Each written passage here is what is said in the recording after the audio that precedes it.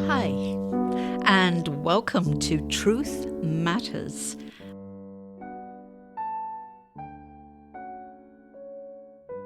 Hi, my name is Lynn, and in this episode of Truth Matters, I want to talk about a waste of fashion.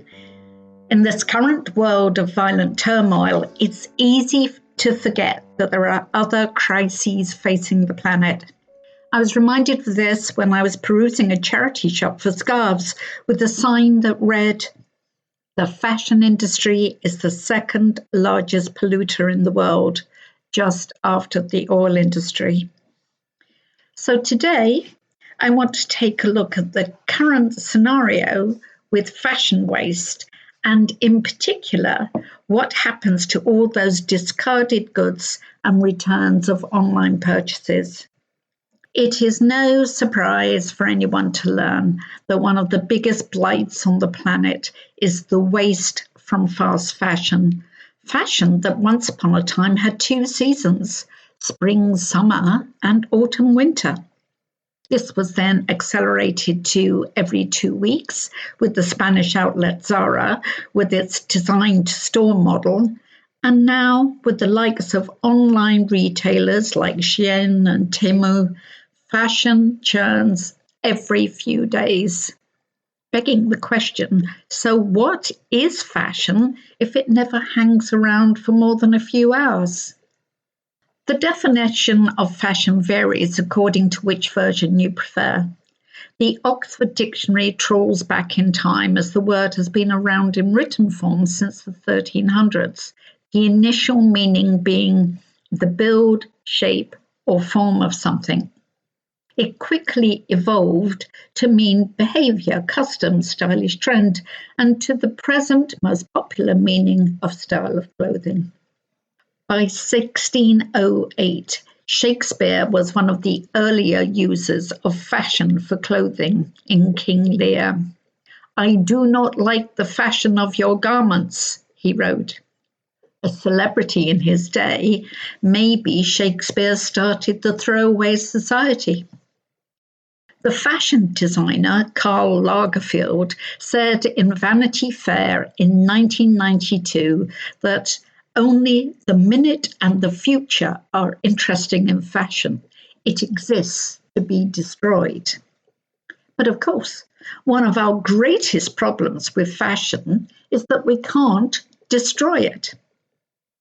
The US dollar 1.8 trillion, not billion, trillion fashion industry, making it equivalent to the seventh largest country in the world, contaminates its way through poisoning land, enforced labor for cotton picking, draining water resources, the process of dyeing, polluting rivers and people, poor working conditions for seamstresses, all resulting in vast mountains of eventual discarded clothing being sent around the planet and then ending up as a monumental clothing waste in countries like Ghana. You can find your discarded pennies clothing in a pile in Ghana. An exercise was undertaken a few years back where they reopened a landfill after 30 years. Not only could they still read the newspapers they unearthed, but a child's dress was removed, washed, and ready to wear again after 30 years of not rotting in the ground. There is nothing compostable about most clothes on offer, the majority of which includes some form of synthetic plastic fiber. Plastic waste makes up 80% of all marine pollution, and it is estimated that by 2050, plastic will outweigh the fish in the ocean. You know all this, I hear you say. Yet many people have abandoned physical shopping to the detriment of our towns, but are still tempted by all those gorgeous photos online that the algorithm keeps on showing you. Apparently, young Irish people buy from fast fashion shops at least a few times a month, spending on average about €95 per month on clothes. Per capita, the Irish buy 53 kilos of textiles per annum, twice the EU average of 26 kilos per person. And by 2021, over 4 billion was spent on clothing. Much more now, I'd say. The US is the largest consumer of fast fashion, addicted to its consumer culture of cheap fashion. This is often bought online from those Chinese sites like Shein or Temu, trade tariffs notwithstanding, but other countries are catching up. There is the beginning of a trend for more intentional buying habits with buy less movements, but the online shopping world has its own allure. Return policies are often more generous for online purchases than in-person purchases at stores, and online returns often incur no charge. This gives people an incentive to buy a dress, say in 3 sizes or 3 different colorways, to see which one they like best or fits best, the others being returned only to go into the returns discard fashion cycle. Buy now, pay later schemes are also encouraging more online purchases. In Ireland, 77% of internet users bought items online, 86% of which were women, compared to 68% of men. Other than expensive electrical items being returned, numbering 7% of returns, apparently retailers find it more costly to open, check, and repackage returned items than to just send them to landfill, donate them to charity shops, or discard them to be purchased en masse by liquidators at a massive discount. Depending on the source of information, that's US versus UK information, between 16% US to 30% UK of purchases bought online are returned. And in 2025, the returned goods in the US were valued at over $850 million US dollars. That's nearly $1 billion in discarded goods. Not all of it is fashion, but fast fashion is synonymous with returns, as it is estimated that 33% of fashion items are returned, with 85 million tons of textile waste produced in the US alone, much of it ending up in landfill. A New York Times Wirecutter team, the New York Times, along with the Irish Times, the Journal, the Guardian, the Conversation, a few others, plus loads of podcasts being my favourite sources of independent journalists. That team purchased a mystery pallet of returned goods, discards mainly from online shopping.